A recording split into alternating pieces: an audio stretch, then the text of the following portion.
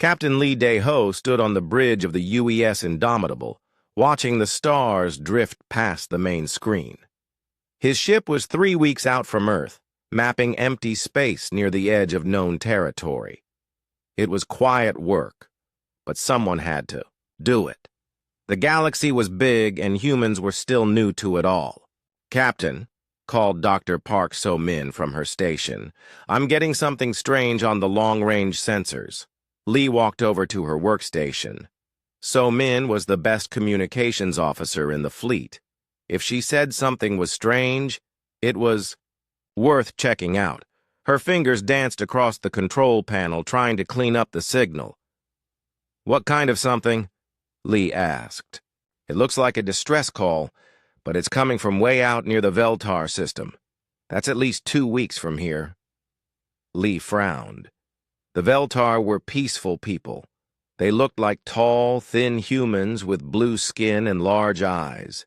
They spent most of their time studying medicine and philosophy. They had never asked for help before. "Can you clean it up?" So-min worked for several minutes, adjusting frequencies and filters. Slowly, a voice came through the static. It sounded scared and desperate. "Any ships in range, please help us. The Krovar have come. They are attacking our cities. We cannot fight them. We do not know how to fight. They are killing our children. Please, if anyone can hear this, we need help." The bridge fell silent. Lee looked around at his crew. Commander Kim Tae-woo, his security chief, was checking weapon systems. Engineer Choi Hai-wan was already pulling up star charts, calculating. "Jump routes. How far did you say the Veltar system was?" Lee asked. 2 weeks at maximum speed," So-min replied. "But sir, the nearest coalition fleet is 3 weeks away from them. Even if we sent a message now..." She didn't need to finish.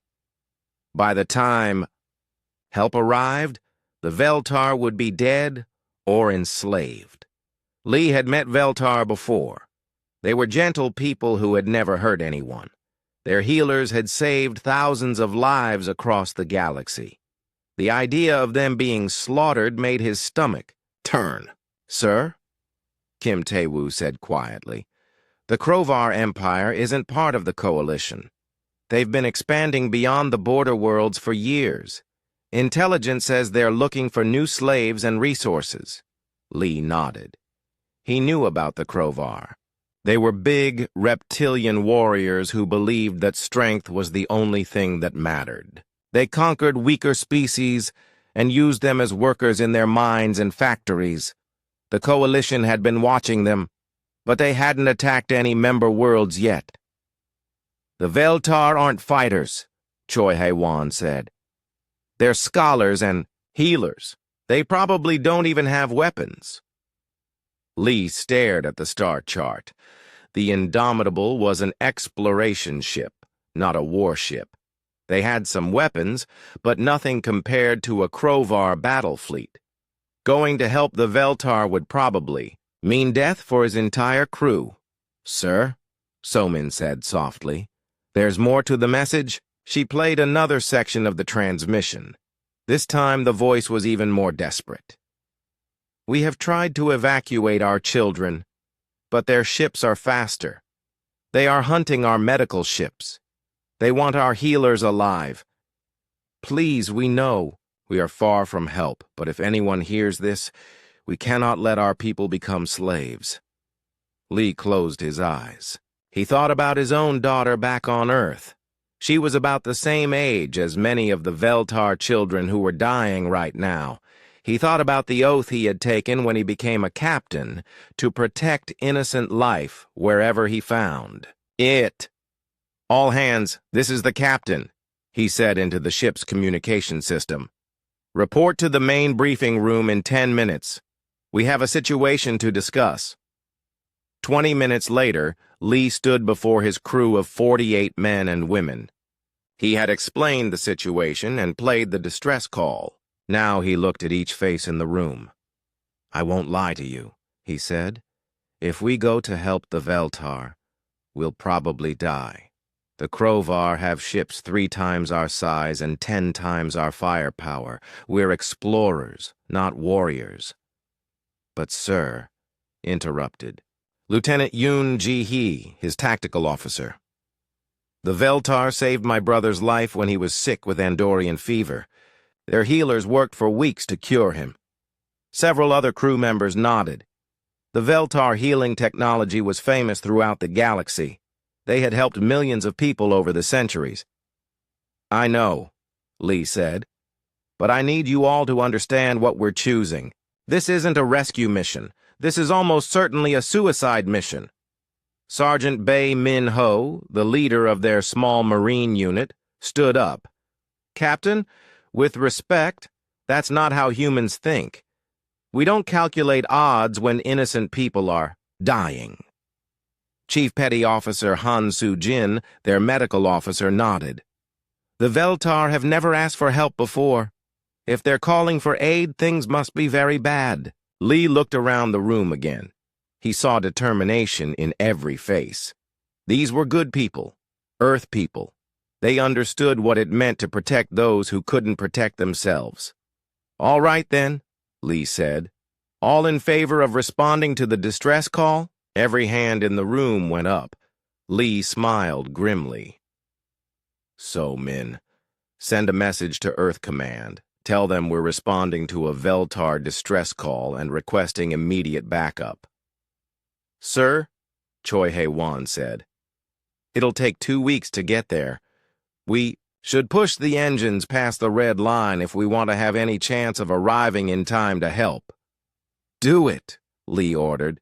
And Tae-woo, start working on battle plans.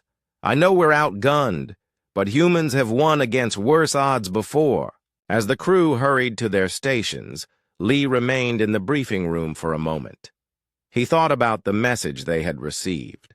Somewhere in the darkness of space, innocent people were dying while waiting for help that might never come. But help was coming. It might not be much, and it might not be enough, but it was coming. Because that's what humans did. They answered the call, no matter how dangerous it was. The Indomitable jumped to hyperspace, racing toward a battle they couldn't win against an enemy they couldn't defeat. But they were going anyway, because sometimes doing the right thing was more important than surviving. In the darkness between the stars, the ship carried Earth's answer to the Veltar plea. No one fights alone. 2 weeks later, the Indomitable dropped out of hyperspace at the edge of the Veltar system. What Captain Lee Dae-ho saw on the main screen made his heart sink. The beautiful blue-green world of Veltar Prime was burning. Huge Crovar warships hung in orbit like dark metal clouds, their guns pointing down at the planet. Even from this distance, Lee could see the bright flashes of weapons fire hitting the surface. Report, Lee ordered. Lieutenant Yoon Ji-hye worked frantically at her tactical station. I count 52 Crovar ships, sir. 15 heavy cruisers, 20 destroyers, and 17 smaller attack craft. They have the planet completely surrounded. Dr. Park So-min was listening to communication channels. Her face was pale. Captain, I'm picking up Veltar emergency broadcasts. They're reporting massive casualties. The Crovar are targeting hospitals and schools. Commander Kim Tae-woo checked his weapon systems. Sir, our shields are at full power and all weapons are ready. But against those numbers... I know, Lee said quietly. Through the ship's sensors, he could see small Veltar civilian ships trying to escape the planet. Crovar fighters were hunting them down one by one, destroying the helpless vessels with single shots. Sergeant Bae Min Ho spoke from the Marine station. Captain, request permission to prepare boarding parties. If we can get close enough to one of their ships. Negative, Lee said. We stick to the plan. The plan was simple because it had to be. The Indomitable would use its speed and small size to hit the Crovar ships where they weren't expecting it. They would target engines and weapon systems, trying to disable rather than destroy. It wasn't much of a plan, but it was all they had. So Min, open a channel to the Krovar fleet, Lee ordered. Channel open, sir. Krovar vessels, this is Captain Lee Dae-ho of the United Earth ship Indomitable. You are attacking innocent civilians. Withdraw immediately, or we will be forced to stop you. The response came quickly. A deep, growling voice filled the bridge. Human ship, this is War Commander Thakmor of the Krovar Empire. You are in Imperial space now. Leave or be destroyed. I don't think so, Lee replied. Ji-Hai, target the nearest cruiser's engine section. Hey, Wan, give me everything the engines have got. Engineer Choi Hai-Wan's fingers flew over her controls. Engines at 110%, Captain. That's past the red line.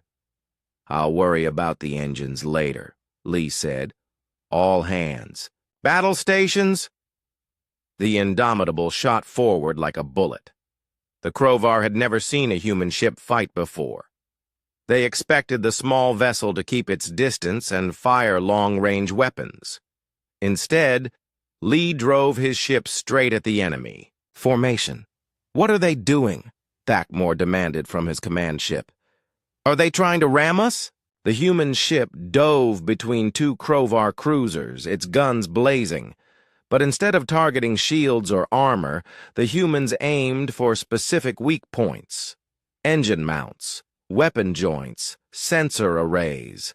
Places where a small amount of damage could cause big problems. They're targeting our systems, his weapons officer reported. They're not trying to destroy us, they're trying to disable us. The first Krovar cruiser lost power to its main engines and began to drift.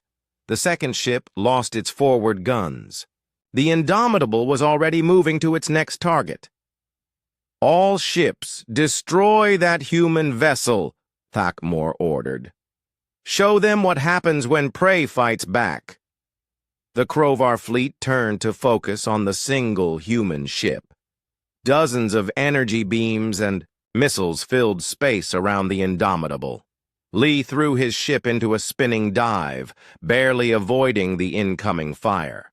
Hull damage on decks 3 and 7, reported Chief Petty Officer Han Soo-jin from Damage Control. We're losing atmosphere in Section 12. Seal it off, Lee ordered. Ji-Hai, target that destroyer's missile launcher. The human ship twisted. Between the enemy vessels, too fast and too small for the big Krovar guns to track easily. The humans fought like they had evolved to fight, as pack hunters using speed and cunning instead of brute force. Captain, Somin called out. I'm getting a transmission from the planet. The Veltar are asking who we are. Tell them we're friends, Lee said as he sent his ship into another dangerous dive. Tell them to keep their heads down. The battle continued for an hour. The Indomitable had disabled 6 Krovar ships and damaged a dozen more, but the human ship was taking damage too. Smoke filled several sections, and sparks flew from overloaded control panels. Sir, Tae-woo reported, shields are down to 30%. If we take another direct hit? I know, Lee said. But look around. Look what we've done. The crew looked at their screens. The tight Krovar formation was in chaos. Ships were colliding with each other as they tried to target the fast-moving human vessel. Several Krovar commanders were screaming orders at the same time, and their coordination was falling apart. They don't know how to fight us, Ji-Hai said, with amazement. They're used to big, slow battles with lots of honor and ceremony. They can't handle our tactics. But there were still too many enemy ships. The Indomitable's luck was running out. A Krovar destroyer got a clean shot, and the human ship shuddered under the impact. Direct hit on the engine room, Hae-Wan reported. We're losing power. I can give you maybe 10 more minutes at combat speed. Lee looked at the tactical display. They had fought well, but it wasn't enough. In 10 minutes, his ship would be dead in space and the Crovar would finish them off. All right, he said quietly. If this is how it ends, let's make it count. Set course for Thakmor's command ship. Maximum ramming speed. The crew worked in silence, preparing for their final attack. They had known this might happen when they decided to answer the distress call. They were ready. Captain, So-Min said, suddenly. Sir, I'm reading massive hyperspace signatures. Something big is coming. On the main screen, space began to ripple. Then ships began to appear. Not human ships, but not Crovar either. The newcomers were sleek vessels with strange designs. Coalition fleet, HFY announced. 15 ships, including 2 heavy cruisers. Thakmor's voice filled the communication channels. Coalition vessels. This is an internal Imperial matter. Do not interfere. The Coalition commander's reply was cold and formal. Crovar fleet, you are attacking a Coalition member world. Withdraw immediately. Lee laughed despite the situation. So-Min, did you send that message to Earth Command like I asked? Yes, sir. 2 weeks ago. Well, it looks like someone was listening. The Crovar fleet found themselves caught between the damaged but still dangerous human ship and a fresh Coalition force. Thakmor realized that his easy conquest had become a real battle. All ships, withdraw to the edge of the system, he ordered. We will regroup and return with reinforcements. As the Crovar fleet began to retreat, Lee slumped in his captain's chair. They had done it. Somehow they had saved the Veltar. Damage report, he ordered. We're hurt bad, sir, Haywan replied. But we're alive. Lee smiled. That's what matters. So-Min, see if you can raise the planet. Let them know they're safe. The response from the Veltar came quickly. Their leader, High Chancellor Velnara, appeared on the screen. She was tall and graceful, with the blue skin and large eyes typical of her people, but now those eyes were filled with tears. Captain, Lee Daeho, she said in perfect English. We owe you a debt that can never be repaid. You came alone to fight for us. We couldn't leave you to face them alone, Lee replied. That's not who we are. Velnara nodded slowly. We are beginning to understand what the galaxy means when they call humans Deathworlders. You fight like no other species we have met, Lee looked around his damaged bridge at his brave crew. We fight for those who can't fight for themselves. That's what makes us human. War Commander Thakmor stood in the medical bay of his flagship, watching the healers work on his wounded warriors. Half of his fleet was damaged, and 3 ships had been completely disabled by a single human vessel. In 300 years of Crovar expansion, this had never happened before. How many casualties? He asked his aide. 237 dead, 600 wounded, came the reply. The humans targeted our weapon systems and engines. But when we tried to board them, they fought like wild animals. Thakmor touched the bandage over his left eye. During the battle, he had tried to lead a boarding party onto the human ship. The humans had fought in the corridors like demons, using tactics no civilized species would consider. They had rigged explosions in their own ship, sacrificed themselves to protect key areas, and fought with injuries that should have killed them. Sir, his communications officer said, High Command is requesting a full report. Thakmor walked to his private quarters and activated the secure channel.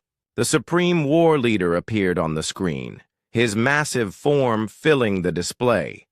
Like all Crovar, he was covered in thick scales and stood nearly 8 feet tall.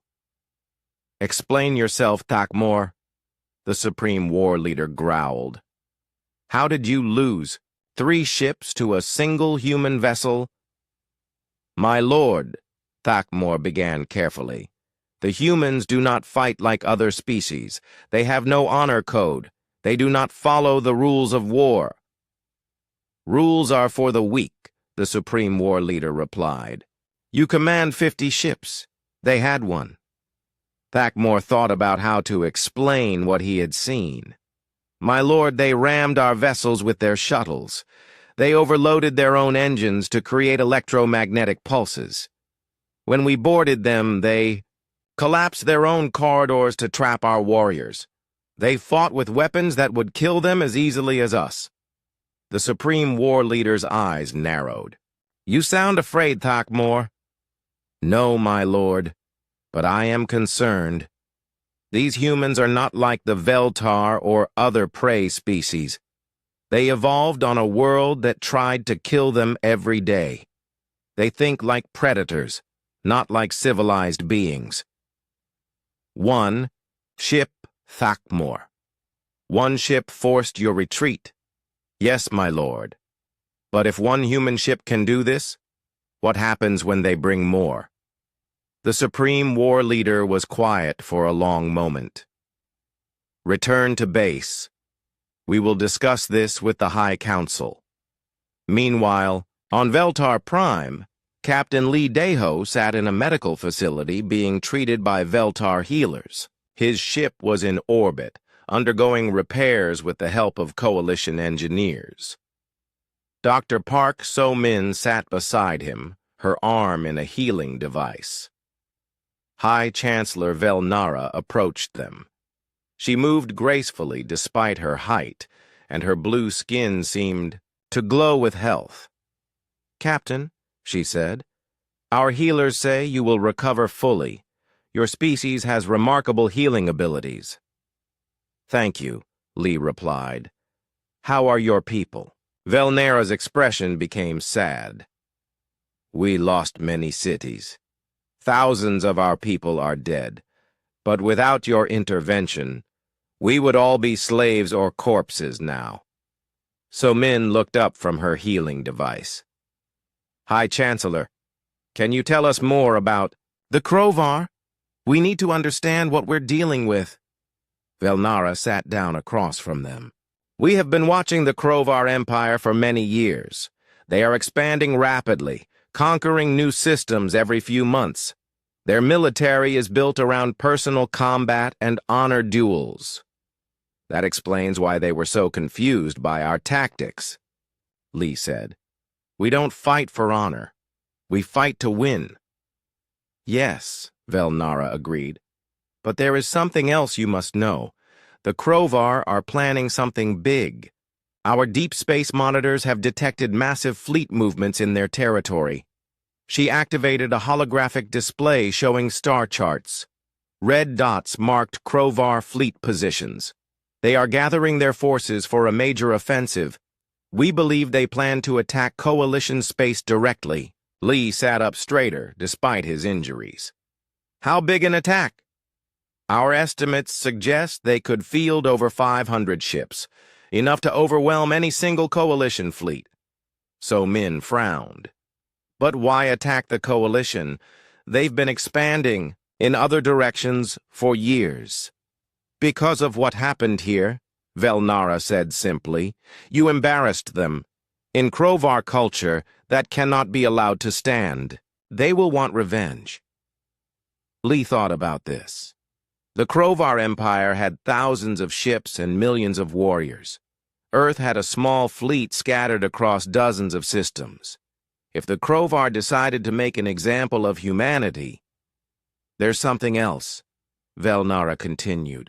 Our intelligence network suggests they are specifically targeting Earth. They see humans as the greatest threat to their expansion. Earth? So-min asked. But we're newcomers to the galaxy. We've only been spacefaring for 50 years. That's exactly why they fear you, Velnara explained. In 50 years, humans have gone from a single world to dozens of colonies. Your technology advances faster than any species in recorded history. And now you've proven that human tactics can defeat Superior numbers. Lee stood up, his healing mostly complete. We need to warn Earth Command immediately. I'm afraid it may be too late for warnings, Velnara said. Our long-range sensors detected a massive Krovar fleet leaving their space 3 days ago. Based on their course and speed, they will reach Earth in approximately 2 weeks. Lee felt his blood run cold. 2 weeks? But the nearest coalition fleet is at least a month away from Earth. Yes, Velnara said. Your homeworld will face the Krovar attack alone. So-Min was already working on her portable communication device. I'm sending an emergency message to Earth Command. Maximum priority. What can Earth possibly do? Lee asked. Our entire fleet is maybe 200 ships, and most of those are explorers and cargo vessels like ours. Velnara studied the humans carefully. You still do not understand what you are, do you? Your species sees itself as weak because you compare yourselves to the great galactic civilizations. But you are not weak. You are something else entirely. What do you mean? Lee asked. Captain, in all of galactic history, no single ship has ever forced a Krovar fleet to retreat. No species has ever developed faster than light travel in less than 2,000 years.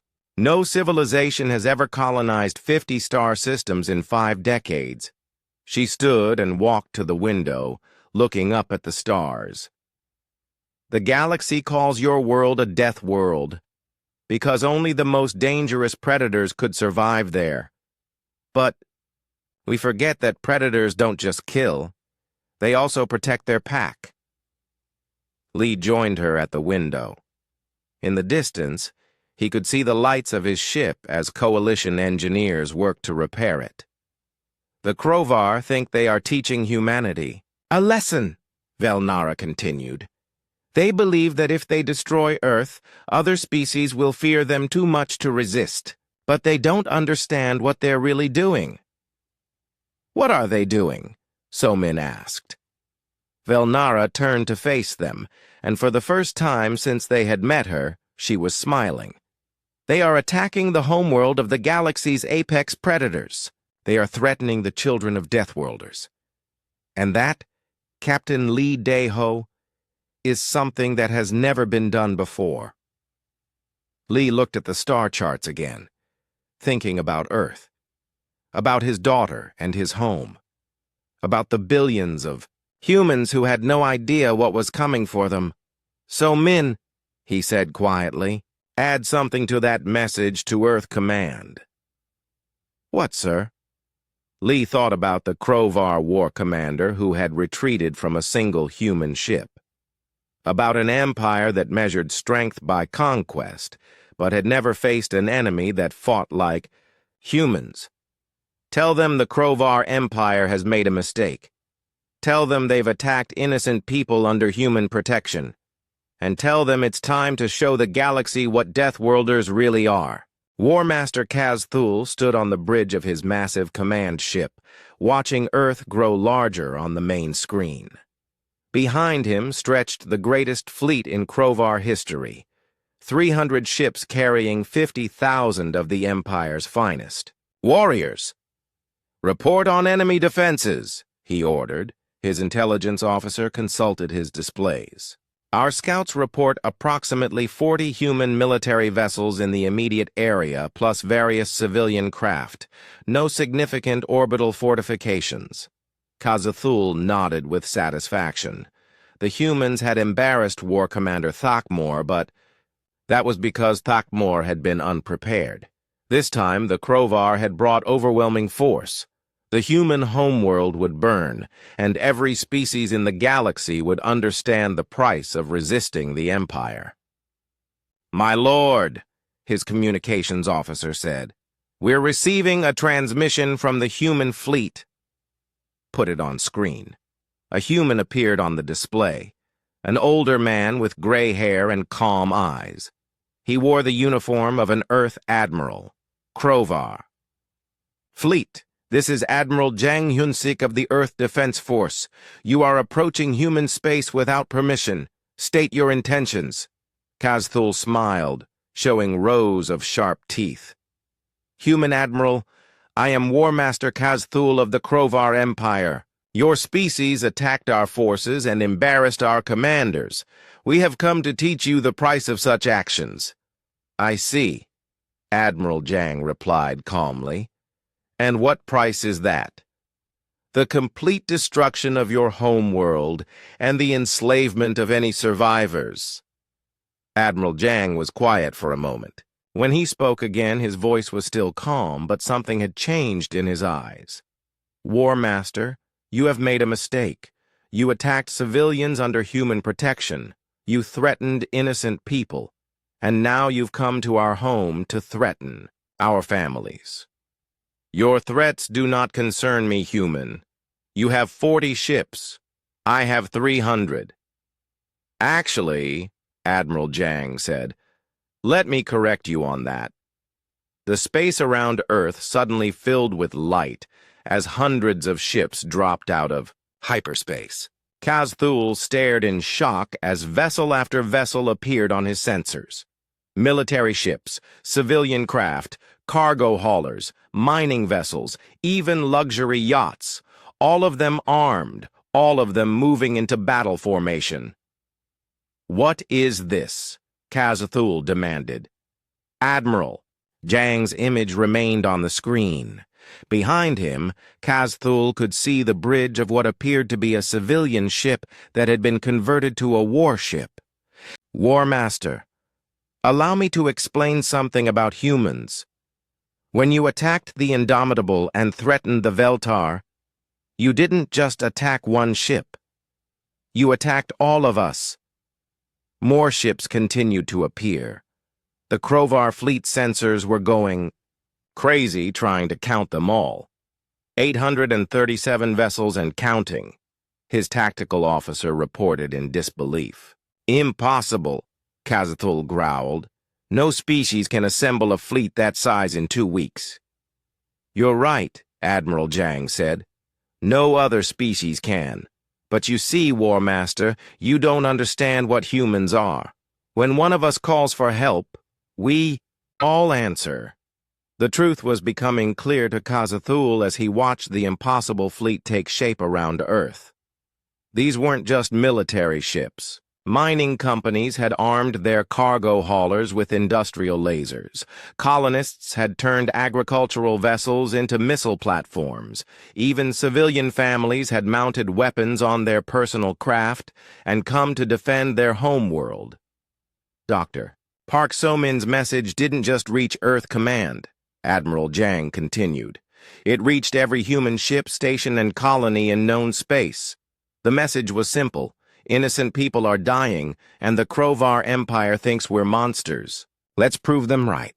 Captain Nam Yon-soo watched the Krovar fleet from the bridge of her converted grain hauler, the Harvest Moon. 3 days ago, she had been delivering food supplies to the outer colonies. Now her cargo hold was packed with mining explosives, and her crew was a mix of farmers and mechanics who had volunteered to fight. "Look at the size of those ships," her navigator whispered. "Size doesn't matter," Nam replied. "What matters is that they threatened our home." Across the human fleet, similar conversations were taking place. Captain Oh Sung-ho commanded a squadron of converted passenger liners.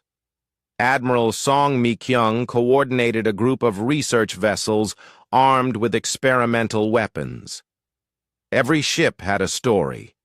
Every crew had their own reason for being there. War Master Kazthul tried to make sense of what he was seeing. "You cannot be serious. Half of those ships are civilian craft. They have no military training." "You're absolutely right, Admiral," Jang agreed. "But they're here anyway, because that's what humans do. We protect our own." "This is madness," Kazthul said. "You're sending farmers and merchants to fight the greatest military force in the galaxy." "No," Admiral Jang replied. We're showing you what happens when you threaten Deathworlders. The battle began without ceremony. The Crovar, trained in formal fleet combat, tried to engage the human fleet in organized formations. Instead, they found themselves facing something they had never encountered: a swarm. The human ships attacked from every direction at once. Mining. Vessels used their industrial equipment to tear through Crovar hulls. Converted passenger ships launched missiles from their cargo bays. Even scientific research craft had been armed with experimental weapons that no military engineer had ever seen before. Captain Nam Yeon-soo led her squadron of converted civilian ships in a direct assault on a Crovar heavy cruiser. The enemy. Ship was 10 times the size of her vessel, but Nam didn't care. "All ships, follow my lead," she broadcast to her squadron, "for those who cannot fight for themselves." The converted grain hauler dove straight at the Crovar warship, her cargo hold full of explosives. Behind her, a dozen other civilian craft followed, each one carrying weapons that had been improvised from mining and industrial equipment. The Crovar tried to coordinate their response, but human tactics made no sense to them. Where they expected formal battle lines, humans attacked like a pack of predators. Where they planned honorable ship-to-ship combat, humans used ramming attacks and suicide runs. "They're not fighting like a military force," Kaz-Thul's tactical officer reported. "They're fighting like animals." "Because they are animals," Kaz-Thul replied. "Deathworld predators." But even as he said it, he was beginning to understand the terrible truth. The humans weren't fighting like animals. They were fighting like a family protecting their home. Every ship that fell was replaced by 2 more. Every tactic the Crovar used was countered by human adaptability. The battle raged for hours. The Crovar fleet, despite their superior weapons and training, found themselves being systematically destroyed by an enemy that refused to follow any known rules of warfare. "My lord," his communications officer said urgently, "we're detecting more hyperspace signatures. Coalition reinforcements are arriving." Kaz-Thul looked at his tactical display in horror. A coalition fleet was indeed arriving. But instead of joining the battle, they simply watched as the human fleet continued its relentless assault. "Why aren't they helping?" he demanded. His intelligence officer checked the incoming transmissions. "Sir, Coalition Admiral Vex Talon is reporting that human forces appear to have the situation well in hand." Kaz-Thul stared at the main screen. His invincible fleet was being torn apart by converted cargo ships and armed passenger liners.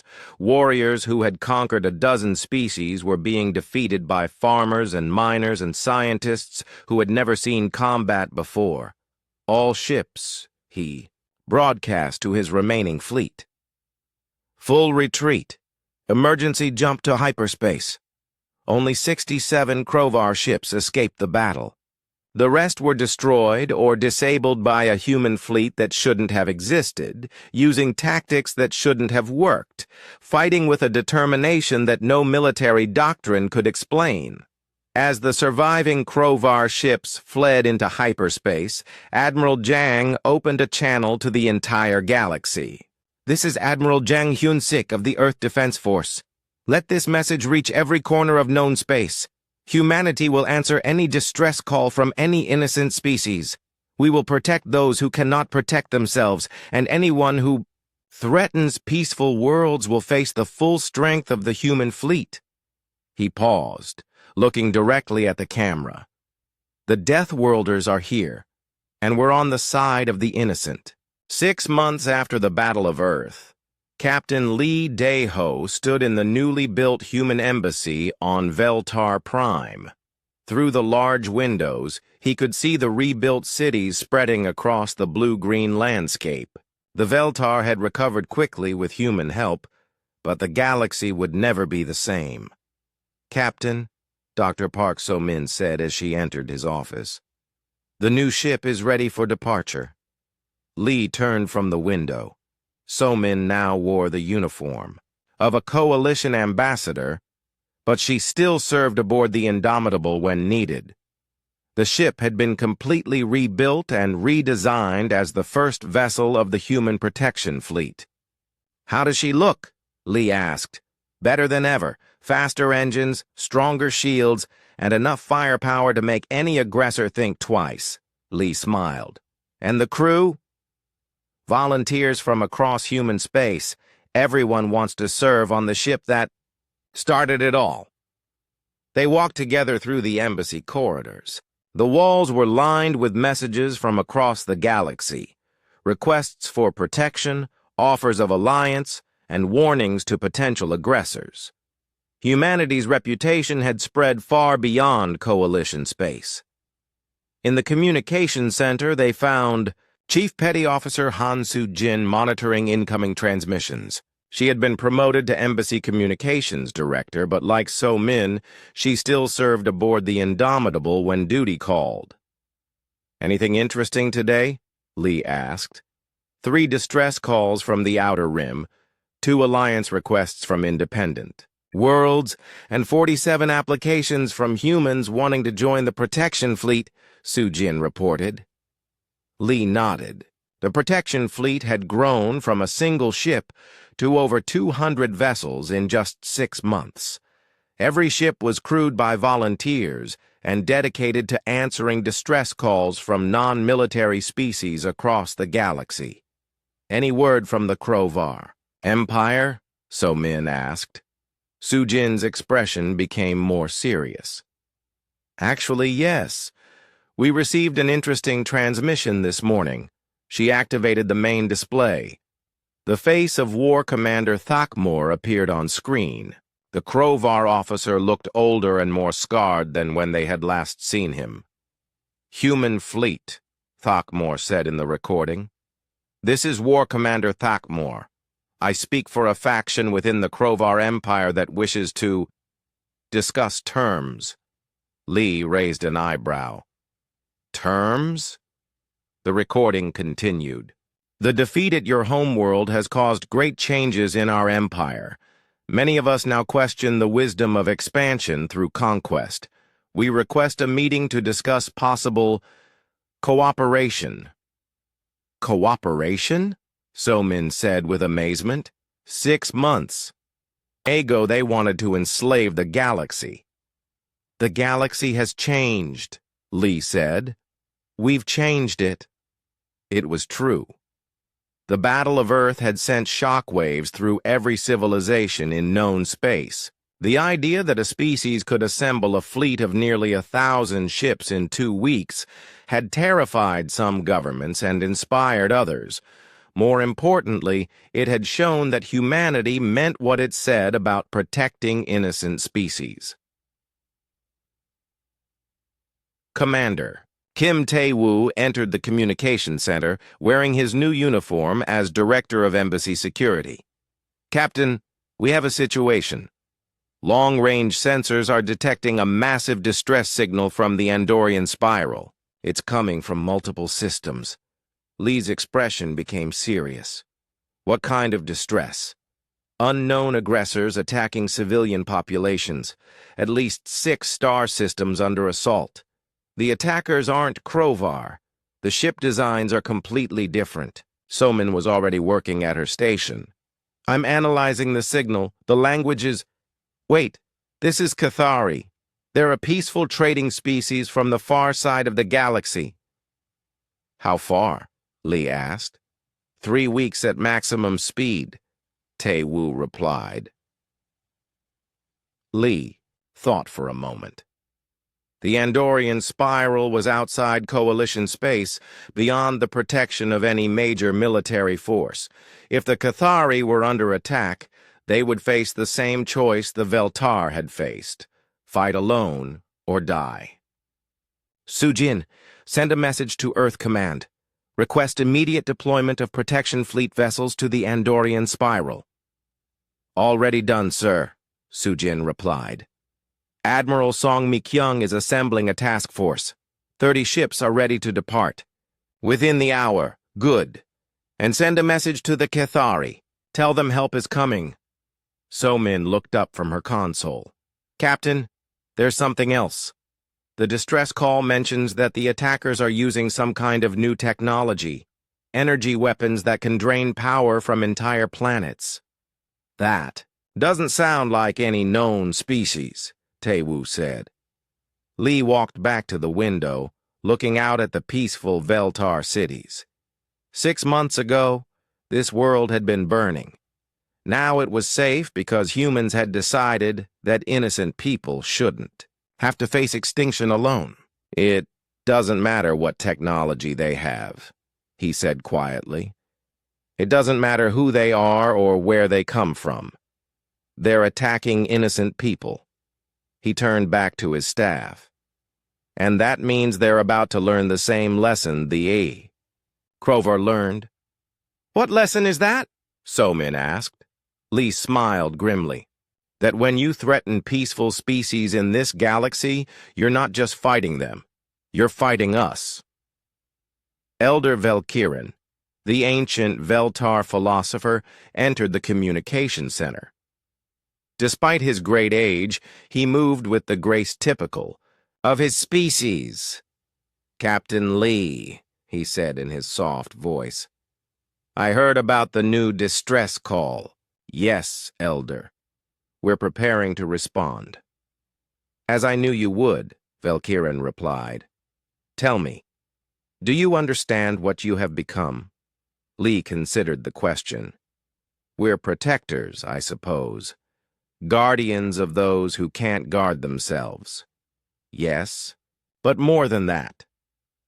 6 months ago, the galaxy was divided into predators and prey. The strong conquered the weak, and the weak accepted their fate. You have changed that equation. Velkirin moved to the window, his large eyes reflecting the light of the alien sun. Now there is a third category. There are predators, there is prey, and there are humans. You have made yourselves the guardians of this galaxy, whether you meant to or not. The responsibility doesn't frighten us, Lee said. I know. That is what makes you perfect for the role. An hour later, Lee stood on the bridge of the rebuilt Indomitable as it prepared to depart for the Andorian spiral. Around them, 29 other protection fleet vessels took formation. Each ship was crewed by volunteers who had answered the call to serve. Lieutenant Yoon Ji-hee, now his executive officer, reported from the tactical station. All ships report ready for departure, sir. Engineer Choi Hai-wan, promoted to chief, engineer of the entire protection fleet, spoke from her station. Engines are at optimal efficiency. We can reach the Cathari systems in 18 days if we push hard. Then let's not keep them waiting, Lee said. All ships jump to hyperspace. As the fleet disappeared into the swirling lights of faster-than-light, travel. Lee thought about the message they would send when they arrived in Cathari space. It would be the same message humans had been sending across the galaxy for 6 months. This is the Human Protection Fleet. We received your distress call. Help has arrived. Somewhere in the darkness between the stars, unknown aggressors were about to learn what the Krovar Empire had learned, what every species in the galaxy was beginning to understand. Humanity had evolved on a world that tried to kill them every day. They had learned to fight as a pack, to protect their own, and to never abandon those who couldn't protect themselves. And now they had taken that instinct and applied it to an entire galaxy. The Deathworlders had made their choice. They would be the guardians of the innocent, the protectors of the weak, and the nightmare of anyone who thought conquest was easy. The galaxy was a safer place because of it, and in the deepest reaches of space, the message continued to spread. From world to world, species to species. If you're in trouble, call for help. The humans will come. Because that's what humans do. They answer the call, no matter how dangerous it is, no matter how far they have to travel, no matter what the odds. No one fights alone.